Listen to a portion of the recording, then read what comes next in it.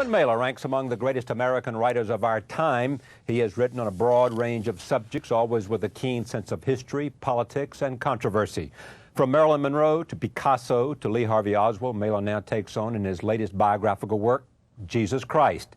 Daringly written in the first person, the book is called The Gospel According to the Son, and I am pleased to have the author here. Now, does that mean Norman or Jesus? Oh, stop. No, it's a novel. It's not a biography. It's a novel. But it is, in fact. It seems biographical, yes. Yeah, it does seem biographical. But you can write a novel in the form of an autobiography. That is, you can pretend it's an autobiography. Or you can even write a novel which is essentially factual, as Truman Capote did. Well, I did with and you did the with Executioner Song. Yeah. Exactly. So what is this? This is a novel told by Jesus in the first person, which automatically makes it a novel. Yeah. Ipso facto, it's a novel. Force majeure, it's a novel. And I became fascinated with the New Testament a couple of years ago. I was reading it, and I thought, I've lived in America all my life. I've always thought of myself as being very much an American. And yet, in a funny way, I've been out of it in an odd way. I mean, if you're born Jewish, that's no longer a problem for the vast majority of Jews. We don't go around saying, oh, this is an anti-Semitic country. It used to be maybe in my mother's time, a good many 70 years ago, but not now. So it isn't that. It isn't that you feel that you're discriminated against, as I say, quite the contrary. But there is this feeling that you're not quite a part of the very center of the country. And, I've known Christians all my life. I've written about them. I know them quite well. But I didn't know this part. And so I read the New Testament. I was absolutely fascinated. And I kept reading it and thinking, that's why they are like this. That's why they are like that. And, of course, I've been familiar with the great speeches in the New Testament. But to read it as a narrative. You mean the Sermon on the Mount and things like that? Yes. Oh, yeah, all of it. I mean, there must be, in all the four Gospels, there must be several hundred powerful, memorable speeches that people live by. But one of the things I realize is that probably most people don't live with the narrative. And the narrative was absolutely fascinating to me. The narrative is the story of Jesus' life. Yes, yes. And I thought, that is the greatest story ever told, and it's been the keel of Western civilization for 500 years now, ever since the King James Version of the Bible entered English. And I thought, it's such a funny book, the New Testament. This is absolutely from the point of view of a novelist, just reading something the way you'd read another book. Do you think that no one would be more surprised as to what has become in his name as Jesus? Well, I can only think of one person possibly. Who? Karl Marx.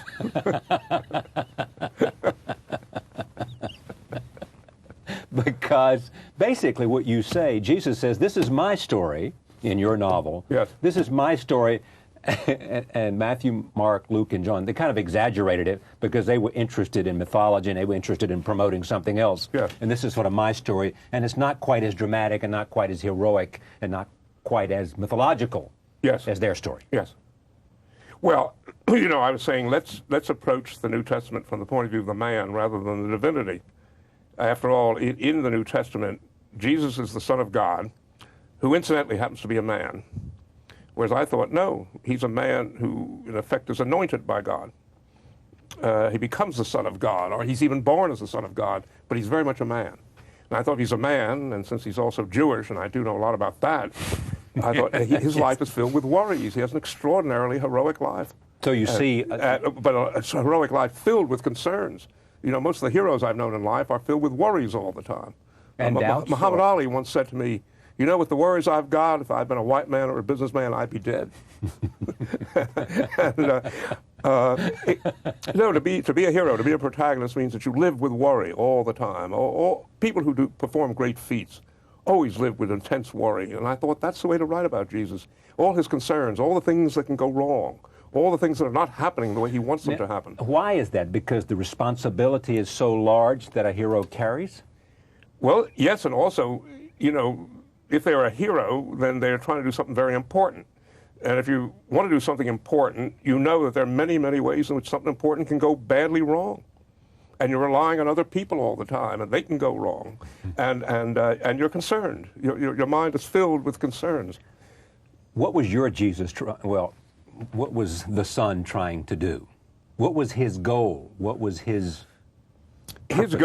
His goal in the New Testament, which I followed in the novel as his goal, was to bring people to a recognition, bring the Jews to a recognition that their God was the only God, to confirm that. They believed it before, they would believe it again, but it was a time of much disbelief and much paganism, and the Romans had huge power, more power than the Jews. And so his belief was to bring them to God, to have them die for others, in effect, rather than for themselves, to release them from greed, to overcome the temptations of mammon, to die with a pure soul, then they can enter the kingdom of heaven. This has always been the basic belief in Christianity. And how do we go from Jesus to Christianity? Well, I don't know what you mean by the question. Well, I mean, I'll the tell you how we notion went. of... Oh, I'll tell you exactly how we Because went. Jesus is not, your Jesus is not thrilled by the Catholic Church, and he's not thrilled by Rome, and he's not thrilled by St. Peter's. Well, the answer is how do we go from Jesus to Christianity is that some very powerful and very ambitious people who were not rich to begin with were overcome very early with the potentialities of this message. And they built a church, and they built a mighty church. They built the mightiest church in human history. And then other mighty churches came out of that mighty church. But what I'm getting at is that the answer is Jesus carried the message, and it was human beings who perverted the message, which he could anticipate. It was one of the reasons he worried all the time. Because he knew that they would take his message. He could see they weren't getting all of it up. You know, they were much more interested in themselves than they were in the higher reaches of the message. Now, mind you, I come along as a human being, very much a human being, who does not get all the message either. I'm not pretending that I'm now suddenly a profoundly religious man. My feeling always on this book was write about him as a man. As a man, he's immensely interesting, and he was to me. And stay very close to the New Testament, because the moment you stray from it, then you're just showing off as a novelist. You're showing that you can do this or you can do that. Don't write a 1,000-page book. Write a small book, almost as small as one of the Gospels. Now, all the critics are making the very point you just made, that this story essentially parallels what the Gospels have written. Yes, It's it's very essentially close. the same story. Yeah, that was intentional. That was intentional. My editor, Jason Epstein, was a very good editor, kept talking about the history of the church in the next 100 years and how he wanted it to, how I ought to really start. And my attitude, and Jason may have been absolutely right in terms of pleasing the critics. But finally I said, Jason, look, you've got a wonderful book to write there, and you should write it, and I'll be your editor. But this one was? This one is an attempt to make a novel out of the central myth, what I would call the keel of Western civilization. This myth is at the very core of Western civilization. If people don't like the word myth, I could say this story is at the very center of Western civilization. So I thought it ought to be told by a reasonably good novelist. Okay. In doing this interview, what's difficult is, on the one hand, this book, this novel, which we can place over here, and over here is this novelist. Now, you deliberately didn't put the novelist in the book because you thought it would be obtrusive. Yes. And maybe arrogant, I don't know, but obtrusive. Both. All right. So let me just take with the author first, the novelist. I mean, what does the novelist think of Jesus? Does he believe he was the Son of God? Even though I understand your Jewish business. I mean, I understand your own Jewish upbringing. What is it you have come to believe about this narrative? I'm laughing because I have the answer. I was asked the question once before and had a good answer for it, which is that people don't realize that novelists are much like actors. You know, when you can see an actor do things on stage that are extraordinary, and then you see them afterward, and they're having a meal, and you introduce them, you sit down and you chat, and they're not extraordinary at all. They're a different person. Right. It's like that extraordinary spirit is going out of them. I've seen it 1,000 times. Yeah. So if you ask them, do you believe that person you were playing, that incredible killer that was on stage? And they would say, only when I'm playing him. Yeah. And when I'm playing him, then I become that person. And in that sense, novelists are absolutely like that. If you have a good character, you've got to believe in them as you're writing them. You can't say, oh, this will be a wonderful But this is not just a character. This is all personages. The most powerful story. I know, sir. But in fact, all personages in a novel become characters to the novelist. The novelist is working in a special vein. They're not working as a clergyman. They're not working as a philosopher or a psychologist. They're working as a novelist. It's a special profession. Some, looking at this extraordinary career you've had, some people are disappointed because the powers of the novelist that you bring in a sense, you've simply told the basic story of Jesus. It doesn't take flight of huge novel creative powers of a novelist. Well, let me say something. There've been a You agree with that? There've been a number of bad reviews. There'll be a great many more. Right. And there's also you might say almost a psychological occupational reason for that, which is the great majority of literary critics are bright, and they love brightness in writing, but they're not deep. Now, the average person is often much deeper than a literary critic. And this was a book that I wrote from the beginning. My intent was, I'm writing this book for a great many people to read. They may not read it. Usually, you don't have a great many people reading your book. But I wanted this a book for people who are essentially people who are not particularly literary would read. Yeah. Now, literary critics just find it disappointing to them because what they want is the fireworks of prose. And my feeling was, this book won't work if I show what a good writer I am. I've got to show what a simple writer I can be because the story is very simple. I don't think that it's at all as close to the New Testament as people think. They just didn't read it very carefully. The second thing that characterizes most book reviewers is they do not read carefully. They can't. They've got to read quickly or else they're losing money. You know, you get paid very little for a book review, and the longer you take with it, the less money you've made per hour. It's something to keep in mind. Yes, it is. Let me go back to what you say in this book then, since I can't get much beyond what you have thrown up this defense in terms of what you believe as saying, yeah, I know. You've thrown up this defense by saying, hey, I'm a novelist, you know, and I create a character, and I believe in the character I create. Yeah. And this is the character I've created because I'm writing a novel, you know, and therefore, if it takes more distance from Well, I want to do gospel. more than write a novel. You know, I always want to do more than just write a novel. But I start with a novel because that's the gravamen, that's the given, that's the foundation of what I'm doing. What if, let me just We go, can talk about more than just writing a novel. I want to go down this line with you. What if some come to say, you know, Norman seems to be, he's not doing his, let's assume they say Say that. what you want. All right. He's not given us the great work he's capable of. Norman is our great novelist. And here he is sort of making a book about Jesus' life, and it's good, but it's not great. And we want Norman to be great. Well, you know... He's sort of... Wives say the same thing in bed.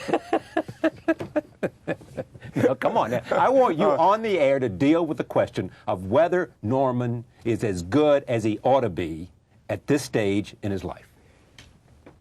It'd be very hard to know with this book, given my initial intent to stay very close to the New Testament. If I'd wanted to write a great book about Jesus, I would have had to throw away the New Testament. I would have had to write an imaginative work that would be 1,000 pages long. And at that point, everyone would say, oh, it's so beautifully written, but why do you write such long books? What I wanted to do, I wanted to reach people with this, because I think there's something terribly important, which is I think that Jesus had an incredibly radical message. He had a wonderful, simple message, which is money is evil. And I think that's been lost. Well, in fact, you argue that Judas did what he did and turned him in because he thought Jesus had turned his back on the poor. Yes. Because he allowed himself to be oiled by, Well, for sheer... Because the woman came in and put the perfume in his hair, and the perfume was immensely expensive, and Judas was repelled by that. Judas, however, was my idea of absolutely of a radical, which is they turn on you too quickly. I'm not defending Judas in that. Judas has a wonderful set of arguments as far as I'm concerned. You know, at one point, Jesus says to him, well, if I turn away from the poor a little, will you turn on me? Yeah. And Judas says, yes, because if you turn away from the poor a little, you turn away from them a lot. I want to come back to this question that I've put on the table. Please. It's a burden to be Norman Mailer. No, it isn't. It's a joy. Well, it's a joy, of course, but it's a burden to be. We expect...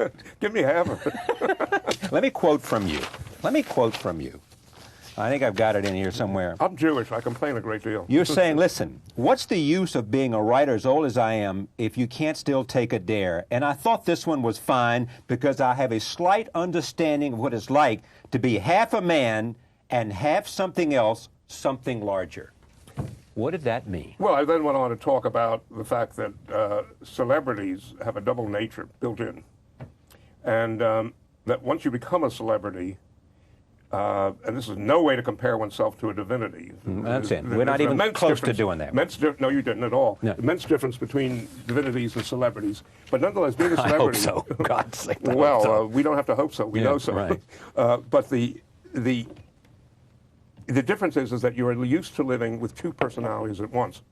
You have your at-home personality when you're brushing your teeth, and you're just like anyone else brushing their teeth. And then you have that other personality where you have power in the world. People are excited to meet you. People virtually PEE in their pants when they meet you because they're so excited. Simple people. Yeah. So you have this double world. And that gives you some sense of how to imagine what it would be like to be human and a divinity.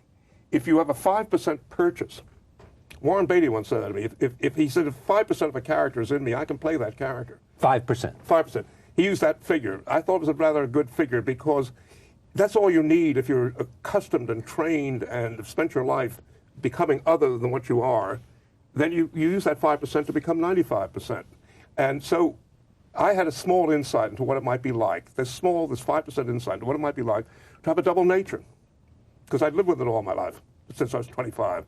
And I thought that was enough to begin. And then when you're lucky, when you're writing a book, you begin with something that works for you, and then it develops as you go. You can't say at the beginning it's going to be a sure shot. It never is if it's any good. You find out that something works better than something else, and lo and behold, before it's all over, you have a book. But I have the feeling you still feel I haven't answered you. I do. Oh, well, please go on. All right, Push me further. because I'm just trying to find out, are you satisfied with your productive output in terms of quality over the last 10 years of your life? Absolutely. What is it you take the greatest? We go back 10 years, Okay, 10 years. and the book that's either my second or best book novel ever, Harlot's Ghost, which I know too few people read because it was too heavy. Yeah, well, I liked it because of this. I like those kinds of stories. All right, but anyway, I really think it's either my best or my second best book ever. Because it's about America, it's about espionage, the CIA. it's about... It was a very ambitious book, so I'm certainly not ashamed of that. And then came Oswald's Tale, which ironically received in England the best reviews I've ever received. So, suddenly I started liking the English more than ever. Well, so as I said to somebody else the other day, I like people who like me. I'm nothing if not personal. Exactly. Okay, so Oswald's Tale and Harlot's... All right, then we have Picasso, and a lot of people, all in the art world, loathe the book. I happen to like it. I happen to think it's one of my better books. I said that. I remember saying it to you. Yes. It's one of my 10 best books. All right, now we have this book. And this book, my feeling is that the irony is that this book, whether it's a very good book or not at all a very good book, could mock me because it could be the book I'm remembered by. If anything of mine lasts 100 years, this is likely to be the book. Because by then they'll be using it in the churches as an introduction to the New Testament. Well, of course, they're saying that now. In fact, people, because it is a novelized story of Jesus. Yeah, I know. It's essentially Jesus' story written as I think if people read it carefully enough, what they'll see is that there's a spiritual undertone that's separate from the New Testament, and is what can I say? It's the quintessence of everything I've thought about all my life, well concealed. Well concealed. In other words, I was working for the book, not for myself, because there's a great pleasure in showing how bright you are, and it's not that easy to throttle that down and show how simply you can approach a subject. Okay. If you're asking me, am I ashamed? It's also a convenient defense, not in your case, but it's a convenient defense in some people's case to say, well, I didn't want to show my intelligence or my creativity or anything else because...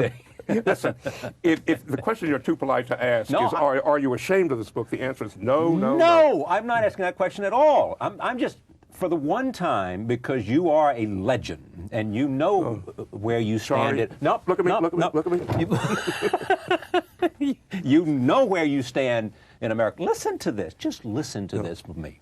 The Naked and the Dead, Barbary Shore, The Deer Park. Barbary Shore received the most terrible reviews of any second novel in 100 years. The Deer Park. Bad reviews, 2/3 of them. Advertisements for Myself. Oh, fair, 60-40 favorable. Death for the Ladies. 90% bad reviews. The Presidential Papers. What? Presidential Papers, 50-50. An American Dream, which was John Kennedy's favorite, wasn't it? No, Which was it? I don't think it was. Okay. I think the Deer Park was. Oh, But Deer in any Park, event, right, okay. in any event, that received a mixed press. Cannibal and Christians. Fairly good press. Why Are We in Vietnam? Small rave reviews, a lot of bad reviews. The Deer Park, a play. Nothing. The play was a failure. Armies of the Night, some people think is one of the great things you've ever written. That received very good reviews. Yeah, you bet. I mean, people Everybody. put The Naked and the Dead and Armies of the Night, Miami and the Siege of Chicago up at the top, don't they? All right. On A Fire on the Moon. Didn't receive particularly good reviews. The Prisoner of Sex. Didn't receive particularly good reviews. Maidstone. Ignored. Existential Errands. Existential Errands, yeah. Modest reviews. Talked about how I used to be a good writer.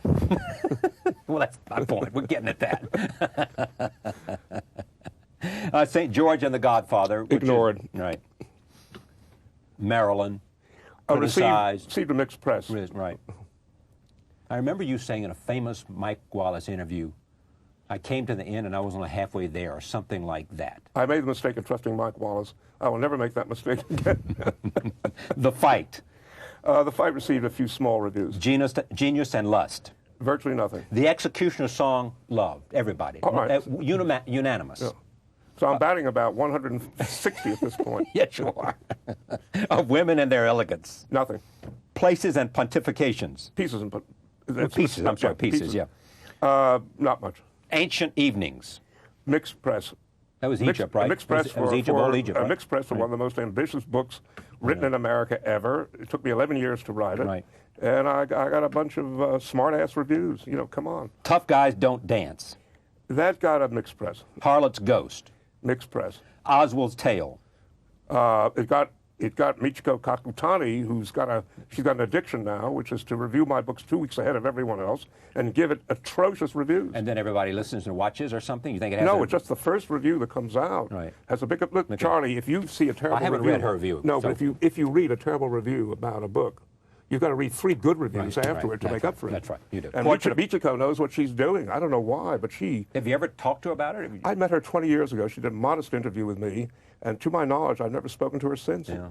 I can't imagine what's involved. But you and I would agree on the following, perhaps. When you rest your great literary reputation, it's going to be on The Naked and the Dead. Oh, I can name the books. Most of them got bad reviews when they came out. Okay. The Naked and the Dead, The Deer Park, An American Dream, Armies of the Night. Maybe Why Are We in Vietnam? That's a very funny book. Yeah.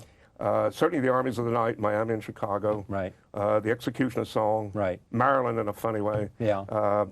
Ancient Evenings, no? Yes. Ancient Evenings, absolutely. And Harlot's Ghost. Right. Well, all right, but they're all going to, but most of them got bad, dull, middling reviews. Where do you put yourself? Where do I put myself? Yeah.